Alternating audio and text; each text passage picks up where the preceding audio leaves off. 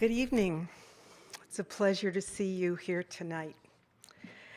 It's a great honor to introduce Tracy K. Smith, the winner of the 2014 Academy of American Poets Fellowship, which recognizes distinguished poetic achievement, and whose most recent collection, Life on Mars, won the Pulitzer Prize.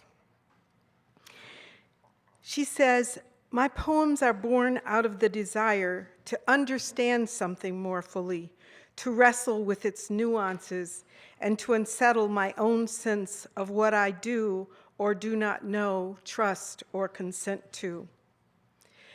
The surfaces of a Tracy K. Smith poem are beautiful and serene, but underneath there is always a sense of an unknown vastness, an underlying mysteriousness that shines up and gives her poems depth and complexity.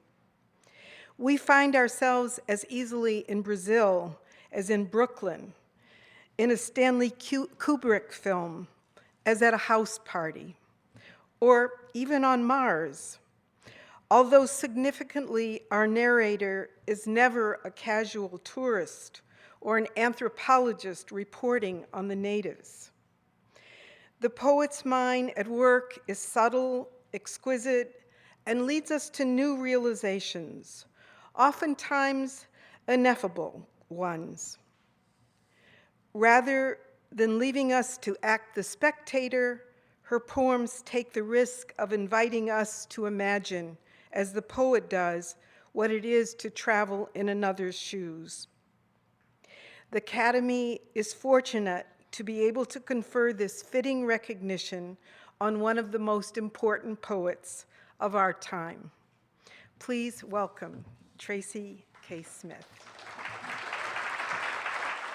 Thank you, Toy. I also have that verklempt feeling. I want to say, though, that I'm so grateful to the chancellors, not only for this remarkable honor, but for the guiding light that your work has been in my world. And I feel like your voices on the page and in the world have really invited me to want to find mine.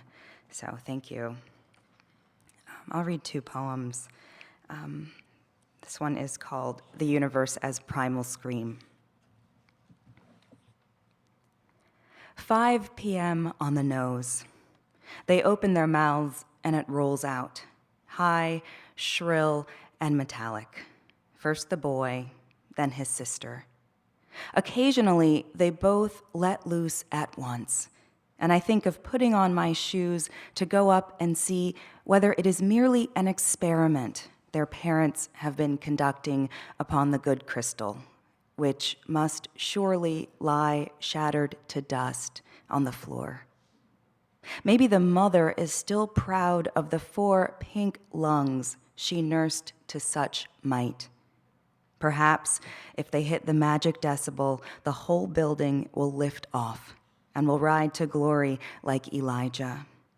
If this is it, if this is what their cries are cocked toward, let the sky pass from blue to red to molten gold to black. Let the heaven we inherit approach.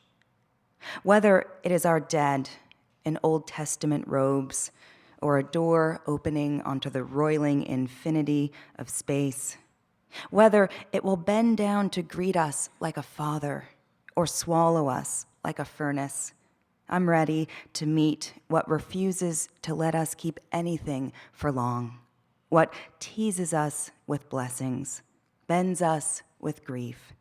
Wizard, thief, the great wind rushing to knock our mirrors to the floor, to sweep our short lives clean. How mean our racket seems beside it, my stereo on shuffle, the neighbor chopping onions through a wall. All of it just a hiccup against what may never come for us, and the kids upstairs still at it, screaming like the dawn of man, as if something they have no name for has begun to insist upon being born. This is a poem called After a Line by Goethe. The line is, "We are shaped and fashioned by what we love." I sometimes feel the weight of this life bearing in and down, a persistence, the little voice needing something and then something else insisting.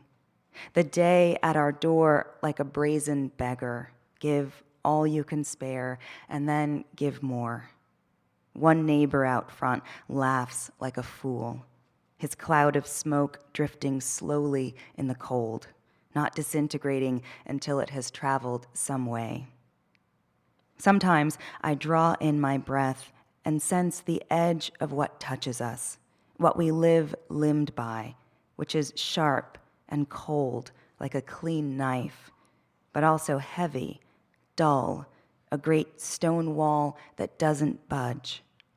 Sometimes, against instinct, I feel an immense gladness for everything demanding my surrender.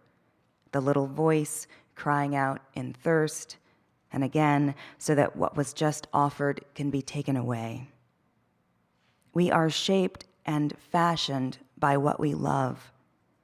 Like those houses you come upon sometimes in a clearing in the woods, empty, askew, shot through with daylight, roof collapsed under a transgression of vines, foundation churned to rubble by insatiable roots, the ones that always somehow seem to be singing. Thank you very much.